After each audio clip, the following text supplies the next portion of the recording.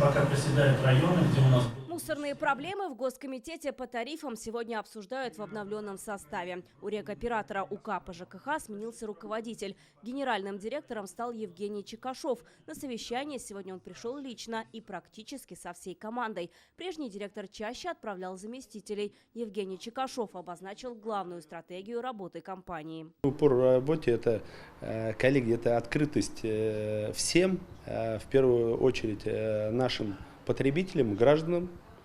И второе, чтобы уровень предоставления услуги, поднять его еще на более высокий уровень. Если на прошлых совещаниях в адрес рекоператоров чаще звучали претензии, сегодня отметили положительную динамику. Жалоб за месяц стало меньше почти на треть, но обращения по несвоевременному вывозу мусора еще есть. Они поступают из пригорода Казани, Зеленодольска и Пестрецов. Также из Нижнекамского района есть вопросы по невывозу крупногабаритного мусора. Наш же КГМ норматив включен, это услуга бесплатная. То есть где-то контейнеры уже стоят, а где-то они работают по заявкам. То есть вот здесь прошу усилить все-таки, потому что вот такие жалобы, по крайней мере, пока продолжают иметь место быть. На прошлой встрече озвучили острую проблему в Лаишевском районе. Жители жаловались на невывоз мусора и отсутствие контейнерных площадок. Некоторые вопросы не решались месяцами. Сейчас рекоператор совместно с муниципалитетом начал работу. Замечания, что были на прошлом совещании, мы все скорректировали. Пакетированный сбор, который возился у нас там раз в месяц, раз в 2 недели, также скорректирован.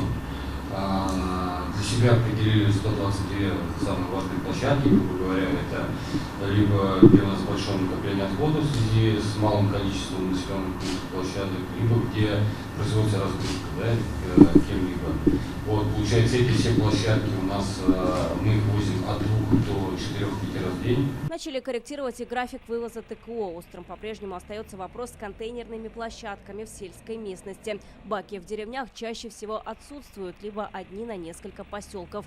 Рекоператору совместно с районами рекомендовали усилить эту работу. Есть моменты нехватка контейнерных площадок, есть вопросы с межмуниципальными полигонами, то есть строительство, так как те существующие полигоны либо закрыты, либо на сегодняшний день уже подходит завершение срока их эксплуатации. Сейчас создан реестр контейнерных площадок. Рекоператоры совместно с районами начали вносить туда данные. Планируется, это существенно поможет навести порядок на мусорном рынке. Вероника Гайнудинова, Наиль Абдуллин, ТНВ, Казань.